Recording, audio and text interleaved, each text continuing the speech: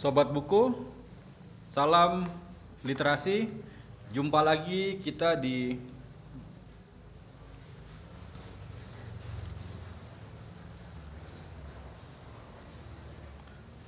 Sobat buku, salam literasi. Pada kesempatan kali ini ada sebuah buku yang berjudul Hujan Penebang Pohon Pandurata, sebuah cerita pendek yang ditulis oleh kawan kita Mardian Sagian.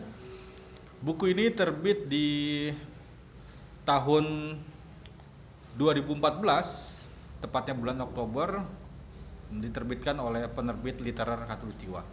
Pada kesempatan kali ini kita akan mencoba untuk membaca salah satu karya cerpennya, dan dengan judul yang sama, Hujan Penebang Pohon Pandurata.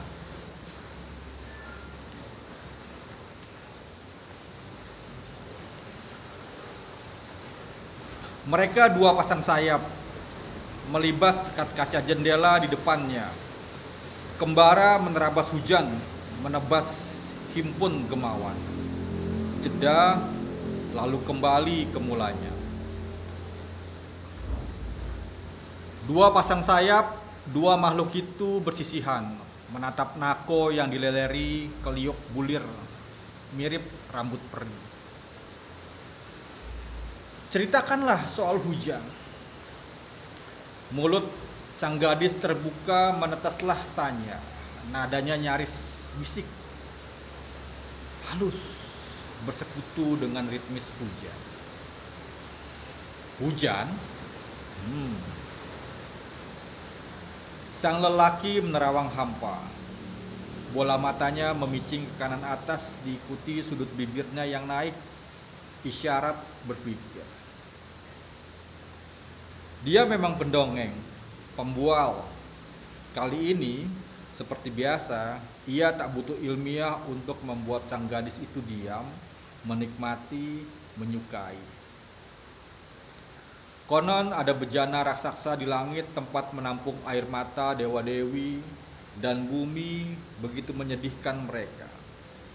Tangis mereka tumpah ruah, bejana tak muat menampung air matanya. Rembes, bocor. Sang gadis mengangguk. Sang lelaki tak lagi merasa kasihan dengan watak polosnya. Dulu baginya itu masalah. Bagaimana bisa ia menangkap perihal pelik aljabar, teorema Pythagoras, geometri, atau apalah? Jika dikibuli saja dengan dongeng pohon penggenggam ras, kat. Sang gadis mengangguk. Sang lelaki tak lagi merasa kasihan dengan watak polosnya. Dulu baginya itu masalah. Bagaimana bisa ia menangkap perihal pelik aljabar, teorema Pythagoras, geometri, atau apalah, jika dikibuli saja dengan dongeng pohon penggenggam rahasia atau disuguhi kisah di akhirat, alias perih hutan saja ia manggut-manggut takzim. Awalnya sang lelaki mengira ia bodoh, sangat. Tapi tidak. Ia begitu pintar, ia begitu cerdas. Matematika baginya tak ubah seperti kertas bergambar, dan ia mencoretnya dengan sempurna, dengan khasnya. Ia benar-benar pintar. Ia tak butuh penjelasan panjang lebar perihal rumus. Cukup diperhatikan saja, ia memiliki variabel relasi. Seakan otaknya adalah irisan dari matematika berhimpun. Ia dan matematika adalah diagram Venn, biji dalam daging. Ia menemukan matematika sebagai ruas yang menulangi bangun-bangun ruang, bangun-bangun yang mengurungnya dalam kesendirian yang tak terbaca. Sebuah ruang misterius. Ia hidup utuh di sana, barangkali bersama angka-angka yang bernyawa, yang imajiner, yang entah barantah. Seperti apa air mata dewa-dewi, tanyanya lagi, ia memeluk lututnya. Hujan deras dari Nako, landscape konsum, suram lukisan Cina yang lecek, arangnya luntur, kusam tebar di mana-mana. Kubang jalan, kapal yang bangkai karat yang dampar di darat depan ruko agak jauh di seberang jalan. Sebujur pagar sengkarat sepanjang tepi jalan yang dipanjat bengis himpun benalu. Suram tiang listrik, reotnya rumah kontrakan di seputar, bau yang mendekati bacin, kawin silang, kompra lembab, basah hujan, timbun sampah di sisi lain jalan. Karena sudah lihai dan ia seharusnya menjadi pendongeng, bukan guru privat dengan honor murah meriah, ia pun tak perlu pikir-pikir panjang lagi untuk mengilmiah. Seperti berlian, saat turun ke bumi, berlian-lian tadi disuling menjadi tetesan palsu yang memberkahkan juga memusibahkan. Ia sendiri bahkan tidak mengerti dengan omong kosongnya yang penuh penghayatan itu. Sang gadis hanya menjawab, "Oh," mengangguk lagi. Tak lama kemudian sejenak ia merefleks jijik. Kok hujan sejahat itu ya? Sudah biasa, sang lelaki dihadapkan pada pertanyaan ala komedi putar, berputar kembali ke situ lagi. Sang gadis bertanya, berapa banyak dewa-dewi di langit? Sebanyak jumlah manusia di bumi?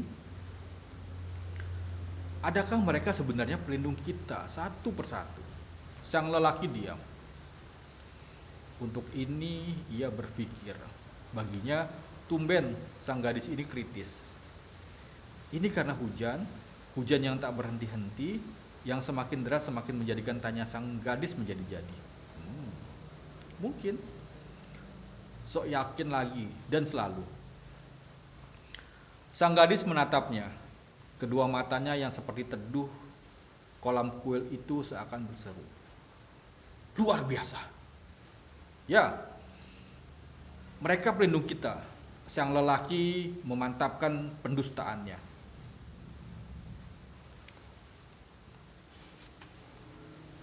Sudah lewat jam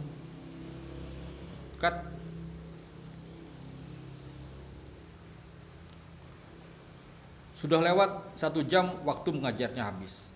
Ia harus pulang. Tapi hujan terus labuh, jatuh labuh. Bejana dewa-dewi memang kepenuhan, berkah dan bencananya mulai keriapan. Seperti bencana kali ini. Ia tak bisa pulang lekas dan berkahnya yang seakan ia simpan rapat-rapat dalam lubuk hati yang diairi romansa hujan itu sendiri. Tak ada siapa-siapa di rumah ini. Pembantu pulang tengah hari. Sang nyonya adalah katak yang sibuk sendiri dalam tempurung dinasnya. Sang ayah kebetulan dan selalu kebetulan di luar kota. Mereka menurut status memang orang tua. Secara fisik juga bisa disebut orang yang sudah tua. Tapi secara peran, mereka tampak anak-anak yang baru melihat taman bermain hingga lupa makan dan tidur siang. Gadis belia itu, anaknya satu-satunya, kerap menghabiskan hidupnya sendiri. Suka merayakan kesepian dengan memeluk lututnya sendiri. Ia hidup dengan angka-angka, berteman dengan hitungan dan rumus. Di sebuah bangun ruang yang ia ciptakan sendiri, Eden rahasianya. Dalam pikiran dan imajinasinya, Pandurata namanya, yang ketika sang lelaki telistik berarti anggrek hitam yang langkah dan mewah. Ya, dia anggrek yang lebih menikmati keterasingan dari sekat-sekat kehidupan selain kesendirian dan matematika dunianya. Di depan jendela Nako, keduanya masih mematung, bersayap, berkembara antara dongeng dan bual. Keterpasakan keduanya mirip sepasang patung di sebuah kastil uzur, penumut, akrab. Lalu matematika jadi padam. Percakapan sang gadis mengenai hujan tak juga tuntas. Sang lelaki mulai malas meladeni.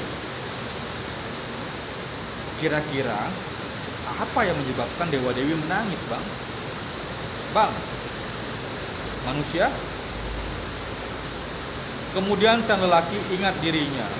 Jawaban itu seakan meluncur dari sekedip momen autis tanpa ia sadari. Oh, apa yang barusan aku katakan? Tapi laki-laki kat, tapi lagi-lagi sang gadis mengejar pertanyaan itu dengan riang. Mengapa manusia? Mereka saling melupakan satu sama lain. Jawabnya seasaran. Ada nada bosan yang ia sembunyikan diam-diam. Muncul huruf O dari mulut sang gadis. Lagi. Ada jarak dan jeda pendek yang dibuat sang gadis. Terawangnya menembus fragmen, cuplik sejarah dangkalnya, seperti mama juga mama. Begitu katanya tanpa memandangi sang lelaki. Sibuk terus, tambahnya polos dan rajin. Sebentar, sang lelaki merasa bersalah dengan jawaban sebelumnya. Terlebih lagi memperpanjang hal hujan dengan bolan-bolan tololnya. Ia juga merasa bagi orang lancang dan kurang kerjaan karena mencampuri kehidupan. Ia juga merasa bagi orang lancang dan kurang kerjaan karena mencampuri kehidupan keluarga orang lain. Tapi masa bodoh, ia melanjutkan. Ia butuh sesuatu untuk dicairkan. Mamamu, dia sibuk cari duit buat sekolahmu, buat makanmu, buat beli baju barumu, buat bayar guru les pianomu, buat bayar listrik, bayar ini, bayar itu juga. Begitu juga dengan papamu. Oh, untuk kesekian. Sang gadis menyenderkan tubuhnya ke lengan sang lelaki. Ia begitu mirip adikku. Sebut saja Mawar, batin sang lelaki. Tapi Mawar, adiknya yang terlalu terlihat umum itu tak secantik gadis ini. Kulit coklat hangat, hidung bangir, rambut hitam panjang, tubuh semampai, dan usianya masih 13. Ranum. Ia apel terlarang. Dan Mawar tentu saja tak selangkah Pandurata.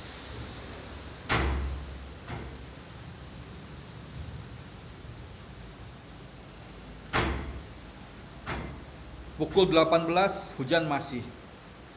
Konon, ada sececah spiral yang melesat di atas sungai Kapuas yang dari lantai 1 itu terlihat jelas, atraktif. Puting beliung berkesiur, bengis kelana azam anak-anaknya menggetarkan kaca nako di depan mereka. Bangunan segi panjang di seberang nun jauh di sana adalah ruko berantai 2 yang lebih menyerupai peti mati dengan cocol-cocol lobang yang diparalon sebagai pintu walet-walet yang kali ini lagi diplester pulas. Bangunan itu diam. Sebuah raksasa tidur di sepuh hujan, tak berkutik, barangkali suruh. Di bawah, satu saf kaca piring diam saja dicatur taring-taring air dalam halaman pembatas. Bang, jika kita punya pelindung, seharusnya kita tak kesepian. Mengapa di sekolah aku tak punya teman? Bang, itu kesepakatan satu pihak darinya. Sang lelaki sesungguhnya keberatan tak pernah menyetujui ia dipanggil seperti itu. Bapak, mereka yang ia didik di sekolah memanggilnya demikian. Pak Bisma, Pak Bis, Pak Is. Meski baginya sebutan itu kurang pas, ia baru 27 tahun. Ia baru 27, tapi ia diam saja ketika sang gadis memanggilnya demikian. Bang, ia teringat Mawar yang manja, lembek, dan ia terberdaya dengan temperamen semacam itu. Untuk apa teman selama kamu nyaman tanpa mereka? Pandu, teman itu sekumpulan drama, jawab Bisma Datta. Pandurata semakin menempel di lengannya, lebih dekat dari nilon kemeja. Atau jangan-jangan abang pelindungku. Sang lelaki Bisma itu, abang itu, guru matematika privat itu diam. Ia semakin ingin lekas pulang.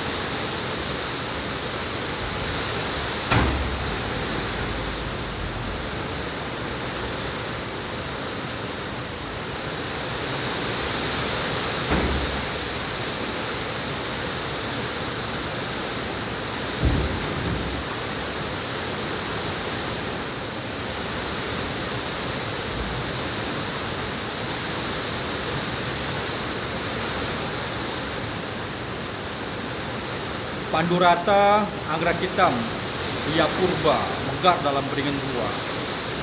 Beringin yang kaku dan tak mau tahu, menyeluk di ketiaknya, dan penebang pohon mengetahui rahasianya. Sebuah seluk penebang pohon itu meraih Pandurata yang bugil, yang fragile. Ia merotokkan sekuntum dari tandanya. Ia meraba rata sepal dan petalnya satu-satu. Ia meraba rata sepal petalnya satu-satu, yang keras dan matang dan rawan, hijau, ranum, perawan. Hingga sempurna bugilnya, dari kebanyakan anggrek, cuma Pandurata menjulur lidah sebelum berbulu halus seperti biola.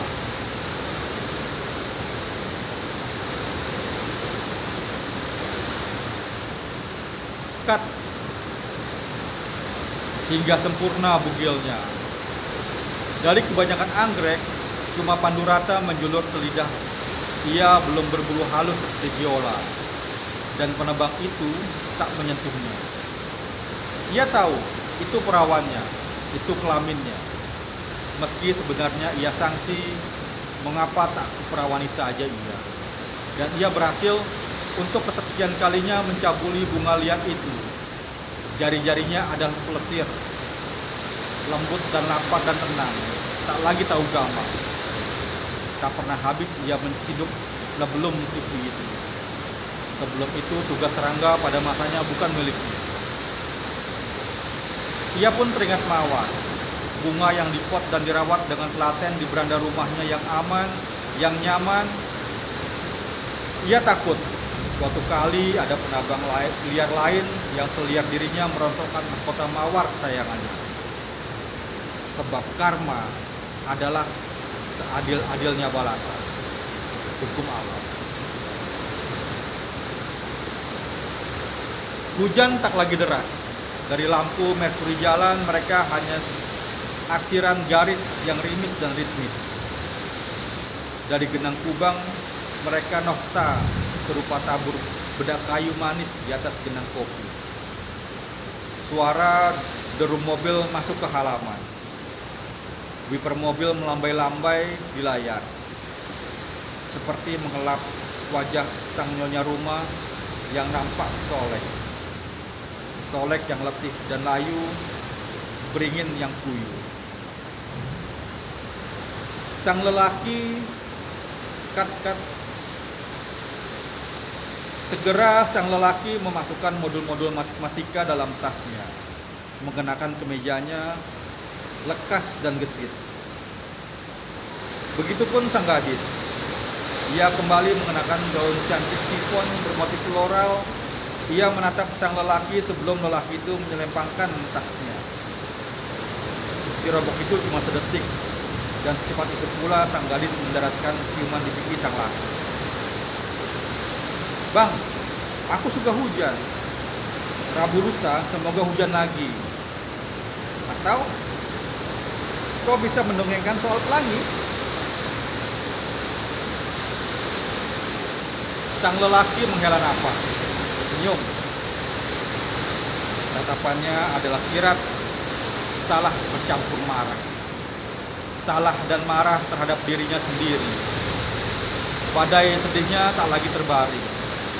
Malam bangun dan mengikis pendirian. Aku dan Pandurata bagaimanapun adalah koordinat yang nihil, pikir sang lelaki. Sebelum apa yang ditakutkan terjadi, suka berlanjut cinta, ia sudah menada-nadakan dirinya. Aku bukan si pedofil Humbert. sang lelaki pernah suatu kali membaca Lolita, tak sampai habis. Apakah karmanya yang jijik kepada tokoh Humbert dia dapatkan sekarang? Pandurata yang malang. Sang penebang pohon ingin pensiun dari kerjanya.